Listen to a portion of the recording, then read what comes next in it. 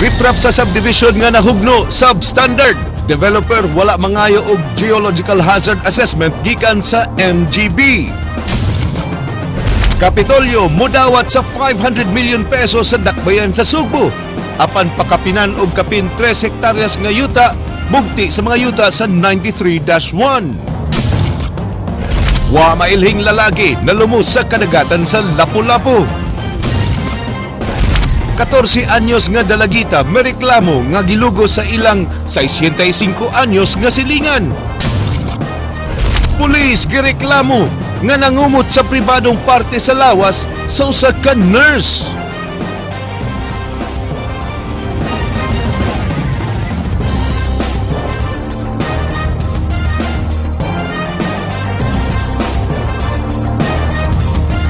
Maayong hapon Sugbo, Kabisayan. Ang Environmental Management Bureau muhimo sa ilang kaugalingon nga investigasyon sa nahitabong landslide sa riprap sa gitukod nga subdivision sa Tawason, Mandaue. Duha ka managsuon ang dadatugan niini, usa niini namatay dihang natabunan ang ilang balay sa midahili nga yuta. Ang dugang kasayuran giaksyonan ni Leslie Caminade Vistil. Matud pa sa Officer in Charge Regional Director sa EMB, William Cunyado, nagpadayon ng ilang gihimong investigasyon sa nitabo sa Sebastiana Subdivision sa Barangay Tawason, Dakbayan sa Mandaue. Ilang gisusi kung doon na ba'y kalapasan ang developer o wala matuman ang Environmental Compliance Certificate. Verify nato kung unsay status sa unsay nitabo yun ba. At the same time, ipamonitor sa nato ang ilang ECC condition compliance. So within this week, we can come up investigation report. So out of that, then we'll kanawang taon siya nga ito buhaton out of the findings. Maapil usab sa ilang investigasyon ang Mandaue City Government tungod kay matud niya kini ang muisyu og mga permits kung ugaling adunay ipahigayng construction sa ilang dakbayan. Matud sa ni Cunyado, posibilidad nga muisyu sila og work stoppage order batok sa developer tungod sa nitabong pagdahili sa yuta nga mitabon sa usa ka balay. Posible na siya.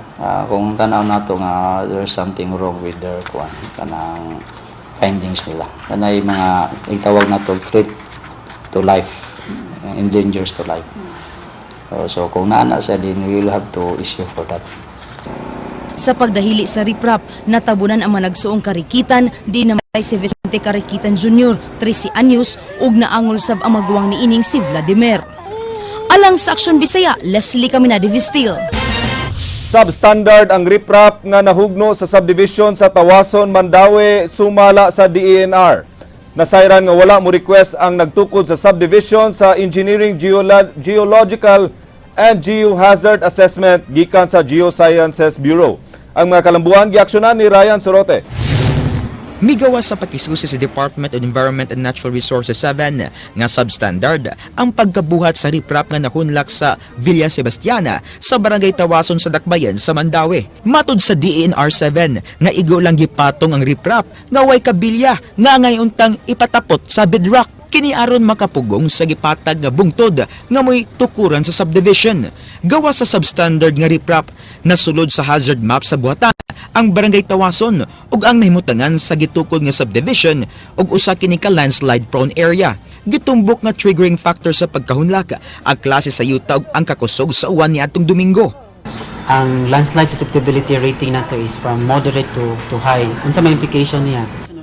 Dunay environmental compliance certificate ng proyekto apan nasuta nga wa kini ma-request og Engineering, Geological and Geohazard Assessment gikan sa Mines and Geosciences Bureau. Nagpasabot kini nga wa pa masusi sa mga geologists sa DENR 7 ang nahitabuan aron unta mohatag og mga mitigating measures paglikay sa landslide pinaagi sa paghimog lig-on nga riprap. Magtagbo usab ang Technical Working Group nga langkuban sa Environmental Management Bureau og MGB aron susihon kung dunay nalapas ang developer sa 17 ka mga probisyon sa ECC nga gi-issue sa DENR. Sa matag malapas nga probisyon sa ECC, multahan ang developer og tag 50,000 pesos uban sa pasalig nga ilang makomply ang maong violation. Ang purpose mong good sa Engineering, Geological and Geohazard Assessment or EGA aron makita na to unsay epekto sa physical environment or unsay naa sa physical environment nga makahatag og impact sa kining subdivision. Ikordon una sa DENR ang dapit nga pabarugan og billboard nga nagpahimangno sa mga residente nga landslide zone ang dapit nga planuhan unta nga tukuran og 118 ka mga housing units. Alang sa Aksyon Bisaya, Ryan Sorote. Provincial Capitol nagpadana og counter proposal sa buhatan ni Cebu City Mayor Michael Rama sa plano niini nga pagpalit sa mga luna sa gipadadatahan sa Kapitolyo sa namuyo niini. Dawaton sa Kapitolyo ang 500 million pesos apan ipaapil sad sa bayad ang kapin 3 ka ektarya nga yuta sa may SM City Cebu nga mobalor og 1.3 billion pesos. Ang aksyon sa negosyasyon gisunda ni Jinky Rosit. Sa counter-proposal nga gipada sa Provincial Capitol nga sa buhatan ni Mayor Michael Rama, ilang gipaybaw nga base sa nakabot nga kasabutan sa mga opisyalis sa Kapitolyo, kuwang ra ang 500 million pesos nga tanyag sa City Hall alang sa mga provincial lots. Sa report sa Technical Working Group, ang wa mabayri nga mga yuta sa 32 ka ektaryang luna adunay assessed value niadtong 2011 nga 2.9 billion pesos. Apan sumala sa report sa Technical Working Group sa Kapitolyo, ang most fair ug just compensation nga balor sa yuta alang kanila mobalor og 1.8 billion pesos. Ang katong 500 na gi-offer is really not enough, no? Considering the value karon sa mga properties sa province-owned lots katong covered by 93-1.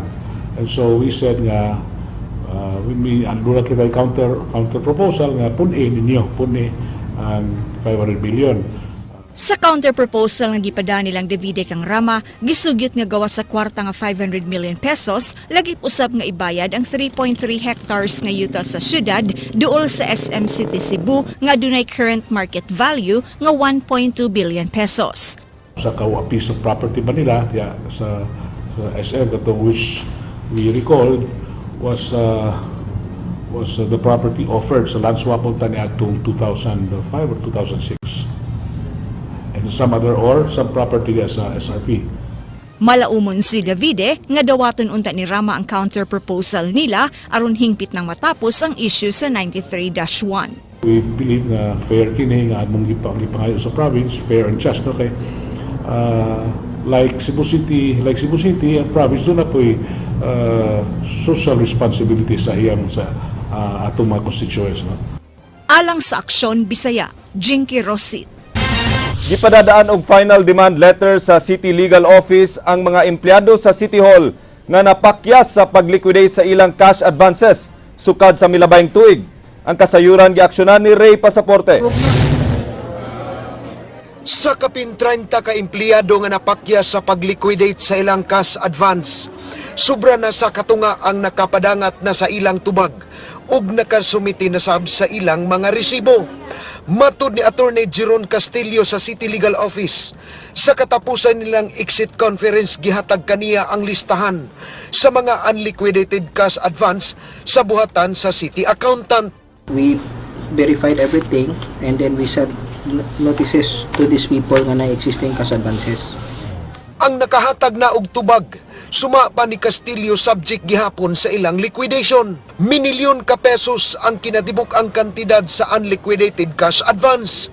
Usa sa pinakadako og cash advance si Charlie Rias. After this, we will send them, hopefully, no? We'll just give them our final demand before we go to the legal recourse. Matud niya nga kasagaran sa mga rason sa mga liquidating officers mao ang pagkawagtang sa mga resibo. Hinungdan dili na makaliquidate. Kung mapakyas ang empleyado sa pag-liquidate, dunay administrative remedies nga ilang himuon batok sa mga empleyado. Withholding silang salary, silang mga benefits. Kana sakit na nadaan, no? If we withhold salary and benefits, diba? Sakit kayo na. So that would be good enough reason for them to comply. Kaya amo mag-inon, if you will not, then we will have to do this. Administrative remedies. Subay sa guidelines sa kuha ang Executive Department mahimong maka-withhold sa suhulan sa usa ka empleyado nga napakyas sa pag-liquidate sa ilang cash advance.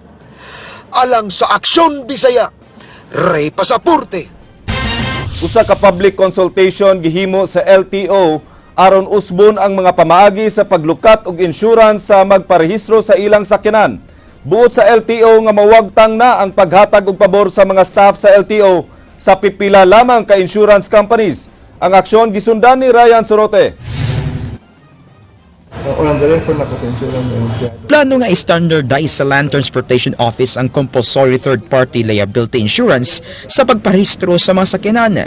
Gi-introduce sa mga insurance companies, car dealers ug transport group ang laraw sa LTO sa usa ka public consultation dinhi sa Sugbo. Tumong sa reporma nga mawagtang na ang paghatag og pabor-pabor sa mga staff sa LTO sa mga insurance companies. Kanang LTO officials within the regional or provincial offices, doon ay mga favored ng mga insurance. Kaya may commission, di ba? Pinaagi niini, malikayan usab ang overpricing ug undercharging sa premium, kapakya sa pagkolektar og buhis, multiple issuance sa certificate of cover ug kalangay sa pagproseso og claims. Gipropose sa LTO nga ipaubos sa umbrella organization ang tanang mga insurers nga panguluhan sa usa ka national or regional administrator. Ubos sa umbrella organization sa mga insurers. Uniform na ang rates sa mga insurance sa mga sakyanan. One thing is simplification, no? Simplify nimo para di na ka mitag insurance, no? You just have to get insurance whether kikinsa na siya. Naka-unified naman tanan, di ba? Gipahigayon usab ang mga consultation sa Clark sa Luzon, Davao sa Mindanao ug ang consultation sa National Capital Region sa September 18. Ang Insurance Commission na ang mabana-bana sa rates sa matag insurance nga itanyag sa mga insurance companies. Pagkakaron, natungang opinion sa mga stakeholders ug ang uban, tun-an pa ang proposal sa LTO. Alang sa Aksyon Bisaya, Ryan Sorote.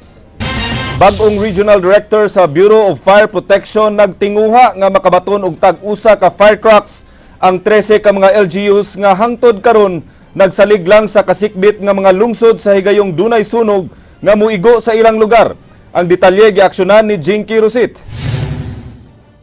Hangtod karon 13 pa ka mga LGUs lukop lalawigan sa Sugbo ang way mga fire stations nga mauntay usa sa labing gikinahanglan sa matag munisipyo. Matud sa bagong hepe sa Bureau of Fire Protection 7, tinguha nila nga ang matag lungsod magbato na og fire trucks, labi pa nga dunay umaabot nga 80 ka fire trucks ang ipangapod-apod ang DILG lukop nasod. Nasutang ang way mga fire stations gilangkuban sa Santander, Alcoy, Ronda, Alcantara, Alegria, Badian, Sambuan, Asturias, Pilar, Tabugon, Bourbon, Santa Fe ug Madridejos. Makadawat lang sila og fire truck kung duna sila'y lote nga kabutangan niini. Prioritize na siya. First priority ang katong na blood donation. Ang second priority katong mga wala pay kuan donation niya nag-process pa sa ilang mga blood donations. Gipebaw ni Cordelia ngadto ni Governor Davide nga naglaraw sab sila sa pagbutang og fire station sa Kapitolyo, butang nga giuyunan sa gobernador. Provincial Capitol is a vital installation building. So there is a need nga ato na siyang i-guard yun 24/7. Kuha po kayo na idea kay kaso magkunong sunod sa Kapitolyo sa pagkaroon baldira may ato pero karon kung nanay fatag labi maayo so mo na atong akginan siya nga siya ato ng trabahoon. Alang sa Aksyon Bisaya, Jinky Rosit.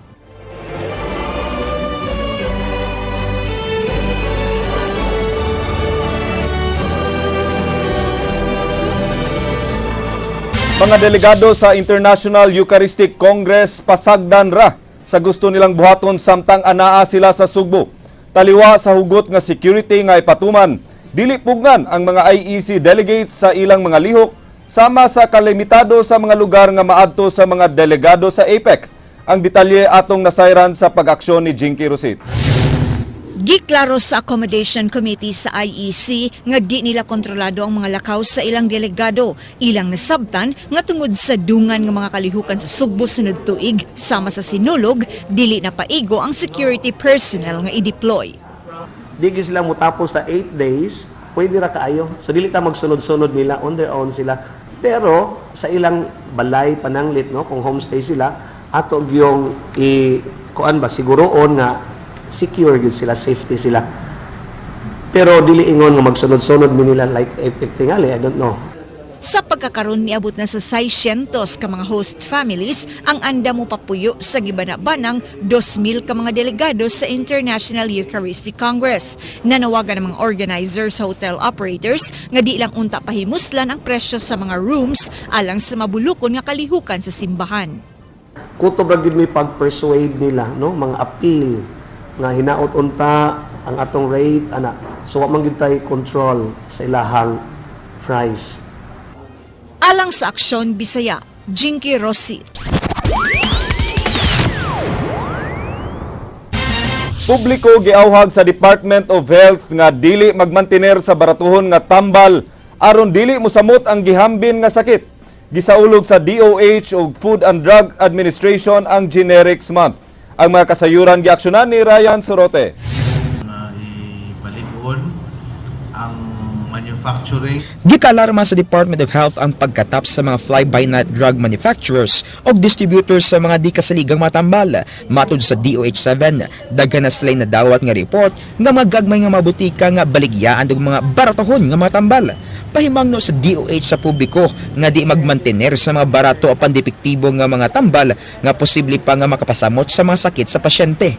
Matod ni DOH-7 Director Jaime Bernadas, kinahanglan nila ang partisipasyon sa publiko sa pag-ila sa mga namaligya sa mga baratohon nga matambal aron ila kining masugpo o masilutan.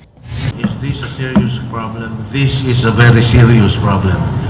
Because medicines per se should be at the highest quality based on the standards set by the Food and Drug Administration.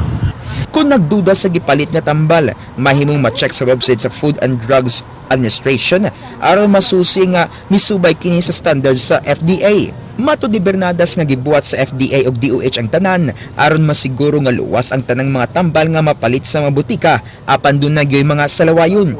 Base sa datos sa FDA, moabot og 112 ka mga butika sa rehiyon ang dunay mga violation sama sa mga butika nga way mga pharmacist ug ang pagpamaligya og mga unregistered nga matambal. Doon na yung mga notisya gikan sa FDA ang 112 ka mga salawayon nga mabutika nga kun magmagahi ilang pasiradaan. We are having this constant monitoring still with our Food and Drug Administration, no, through our officers. Giangkon sa FDA nga di malukop og susi sa ilang siyam ka mga inspectors ang tanang mga butika sa rehiyon tungod sa kadaghan niini. Malaumon ang FDA nga sa sunod 5 ka tuig ilan na mapalambo ang ilang kapabilidad o gidaganon sa mga sakop pinagi sa ilang modernization project aron masiguro ang kalidad sa mga tambal nga mapalit sa bisan asang butika. Gisaulog usab karon sa DOH ug FDA ang Generics Month. Alang sa Aksyon Bisaya, Ryan Sorote.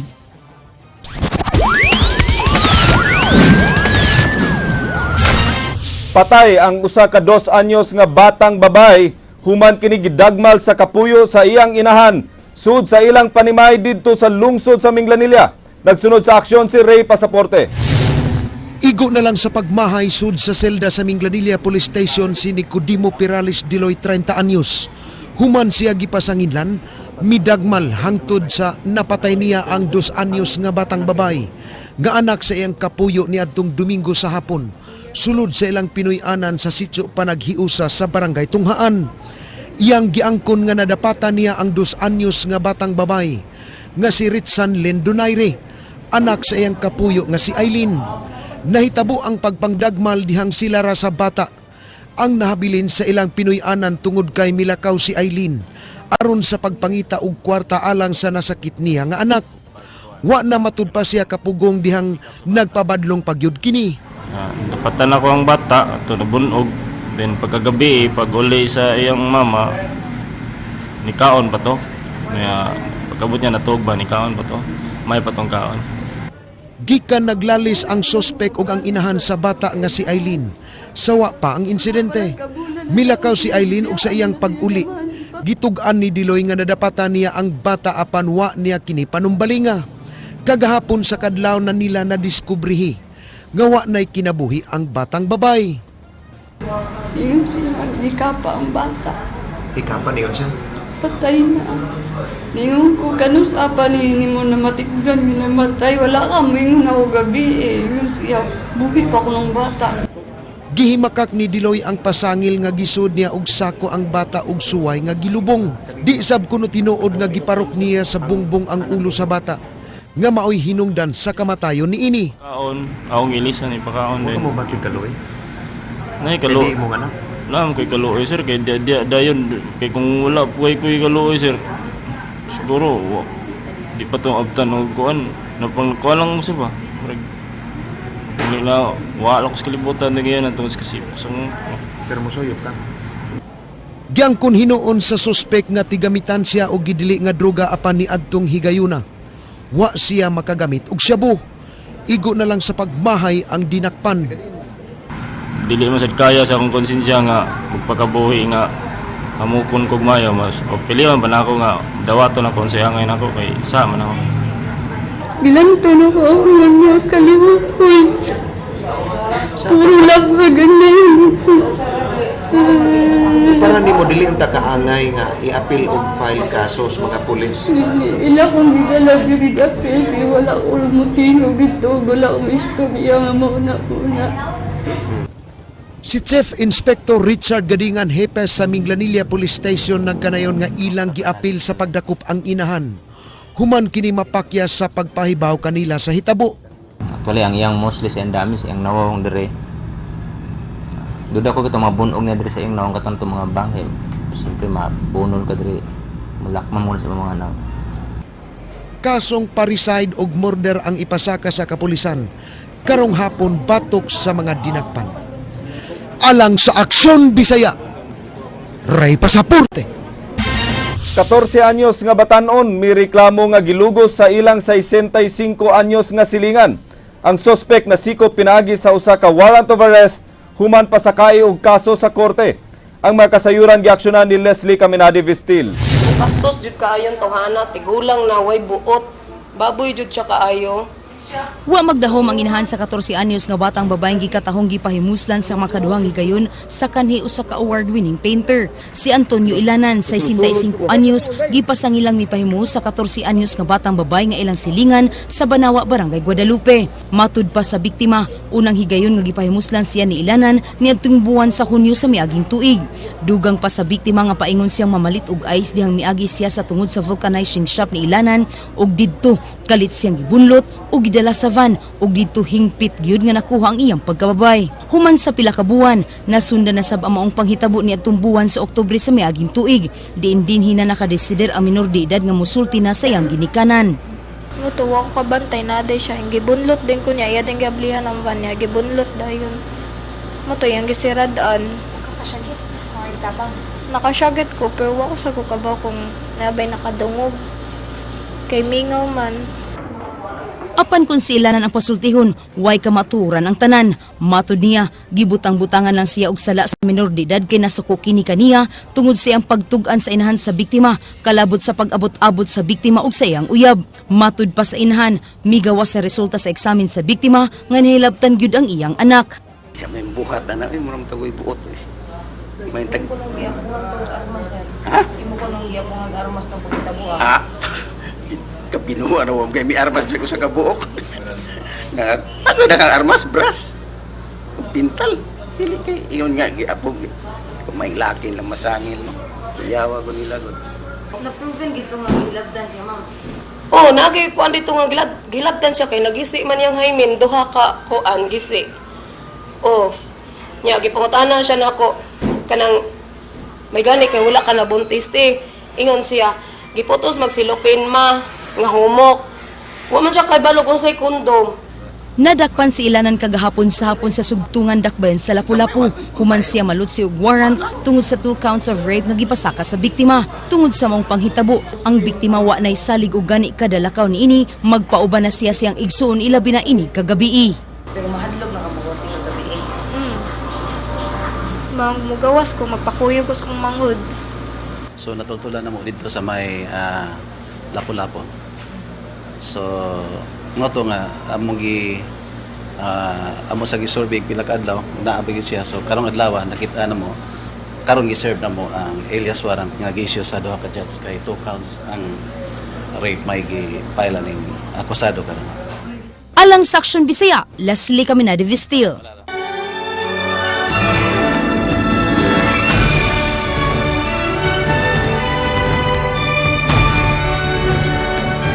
Nagplano ang Police Regional Office 7 sa mas menos nga gidaghanon sa kapulisan nga mubantay sa umaabot nga ikaduhang hugna sa APEC meetings karong Oktubre. Ang mga kasayuran giaksyonan ni Leslie Caminade Vistil. Mato ni Directorial Staff Head Senior Superintendent Ray Lindon Lawas, miminos na usab ang mutambong sa mga APEC meetings nga ipahigayon sa Shangri-La Mactan ug Radisson Blu Hotel. Sa duha na lang ka areas ma-focus ang security ug mas gamay rasab ang mga police personnel ang i-deploy kaysa miaging APEC Summit. Tungod niini, mga pulis na lang gikan sa Sugbo ang ilang gamiton sa security. Although we will start to deploy mga 5 days ahead of schedule. Kay the participants will start to come as early as October 5, October 6. But we will try to see and plan out for the needed personnel, and we are expecting that maybe this time around it will be lesser in number. Ipatuman gihapon ang rerouting sa trapiko diin di una pagian og PUJ ang dapit kun asa gipahigayon ang mga meetings. Ila usab nga gisiguro nga dili na mahitabo ang pagkapalpak sa paghatag og pagkaon sa mga pulis. These are one thing that we will try to avoid yun. Moment na sa early parts among planning landaan karon, I have an earlier discussion. The administrative aspect is we are going to discuss that as early as within the week. Para we will not encounter the same problem as what we have encountered before. And we will try to improve also the administrative and the logistical requirements. Alang Saksyon Bisaya, Leslie Caminade Vistil.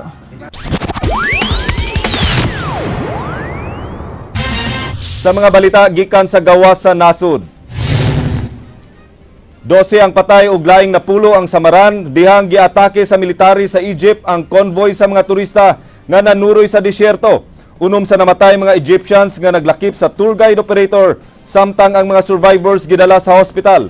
Sumala sa Egyptian Interior Ministry, ang military nagukod og mga rebelde sa maong lugar dihang aksidente nga giatake ang mga turista nga naglakip sa mga taga Mexico. Apan sumala sa Egyptian Tourism Ministry, walay mga permit ang mga turista sa pagsuroy sa maong lugar. Sa Afghanistan, gatusan ka mga piniriso sa Afghanistan gipamuhian sa mga sakop sa Taliban. Ang mga Taliban nga nagsulob sa uniforme sa mga pulis may atake sa main prison sa Central Afghan City sa Ghazni. Ang mga insurgents may pabuto sa usa ka car bomb sa entrance sa prisuhan ug may atake sa prisuhan. Mga buto-buto sa armas ang nadungog human sa pagbuto sa car bomb.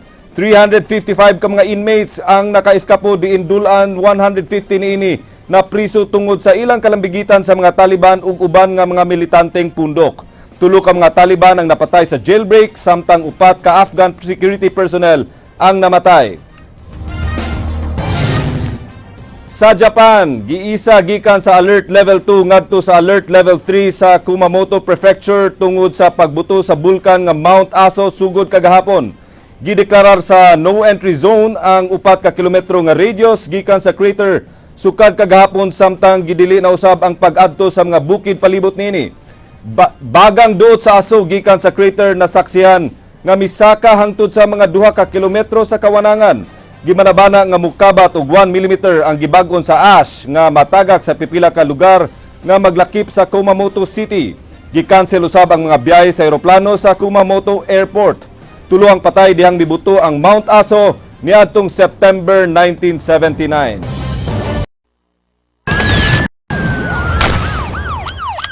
Itugyan ngadto sa Bureau of Immigration ang 69 ka mga Taiwanese nga nalambigit sa extortion sa mga negosyante sa China gamit ang internet.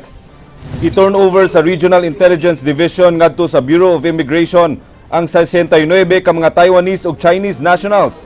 Ang mga nadakpan nalambigit sa extortion sa mga negosyante sa China gamit ang internet.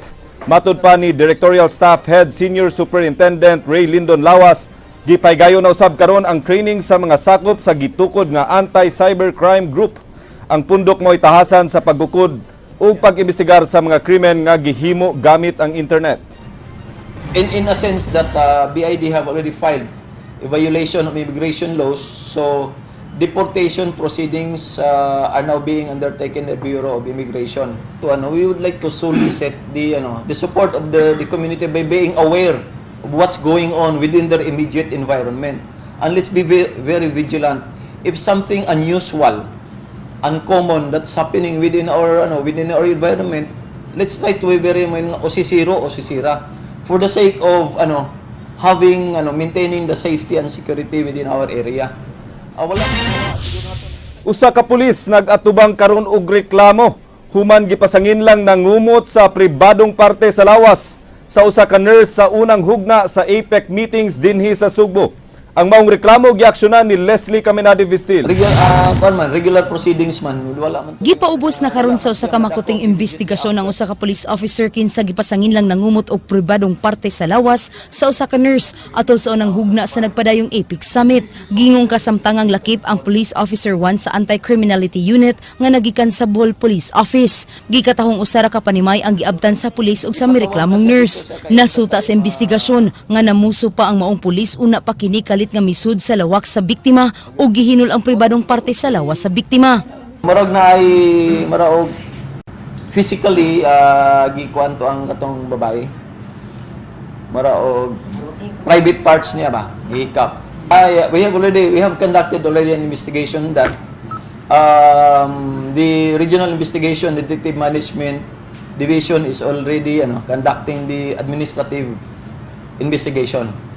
Samtang nagpadayon pa ang investigasyon, magpabilin una sa Bohol Police Office ang naasoy nga police officer. Matud pa sa labaw sa Regional and Personal Human Resource Development Division, Superintendent Renato Dugan. Wa pa nila madawat ang formal nga reklamo sa reklamante.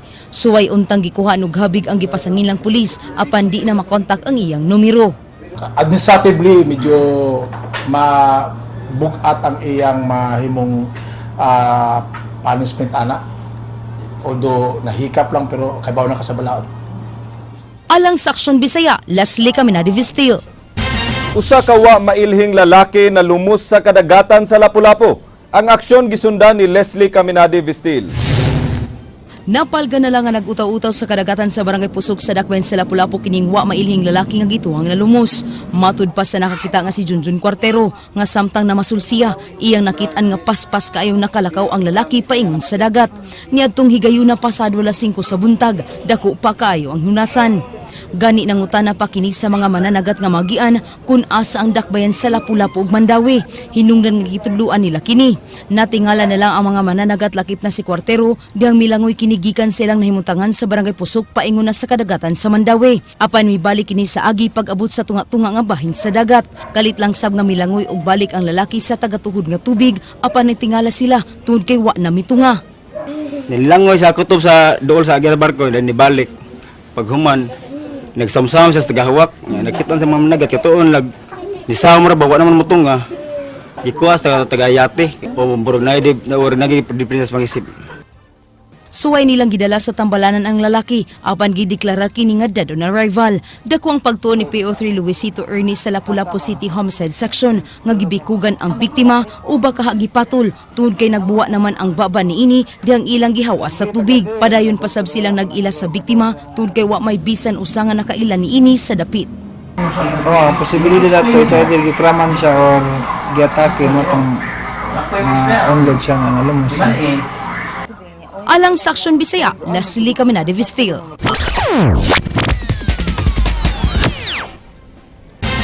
Aniya sa Sugbo ang Gilas Pilipinas team aron mag-practice.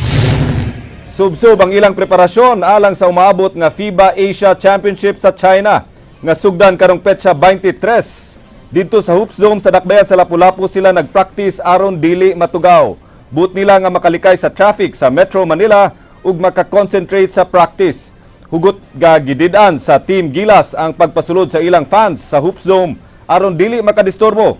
Kaduha ka naundang ang practice sa Gilas human na lusno sa duha kay gayon ang pag-board sa pagdunk sa naturalized player nga si Andre Blatch ug Calvin Abdueva. Ang pipila ka fans nga nakalusot sa Hoops Dome gidid-an nga makakuha og video gumikan kay ilang gi-practice ang ilang set play nga gamiton sa ilang duwa sa FIBA Asia Championships. Ang Gilas team mag-practice sa Hoops Dome hangtod karong Biyernes.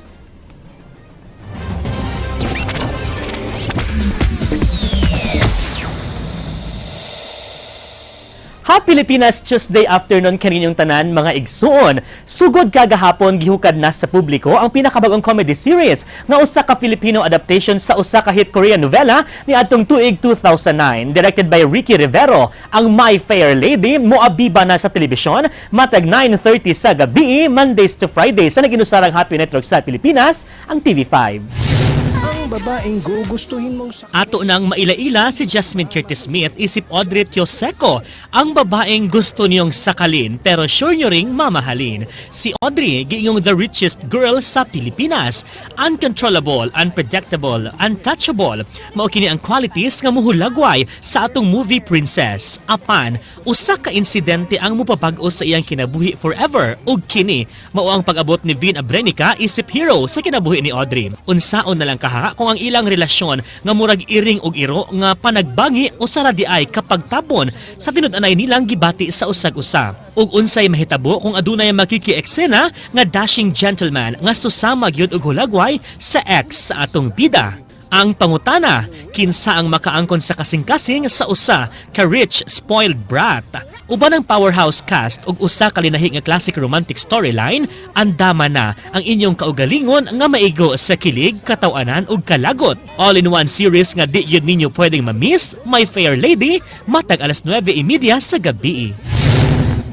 Padayon gyud ang paghupay sa mga kasing-kasing sa mga Filipino viewers sa TV5 pinaagi sa paghatod og happy shows ug mga programang makatandog ug magpakiligyod sa atong mga balatian alang sa lights, camera, action, showbiz. Kini si JP Lau Cotsera ug ang atong word of the day karong adlaw nagkanayon, ang taong pangit pero matulungin ay pangit pa rin. Agay! Umawag kanto ang mga balita sa Aksyon Bisaya. Ako si Glenn Soco. Mga balita nga pundasyon sa ligdo nga opinyon ug konkretong solusyon. Bisan asa, bisan kanusa. Kapatid, kay di lang kutob sa balita. Aksyon!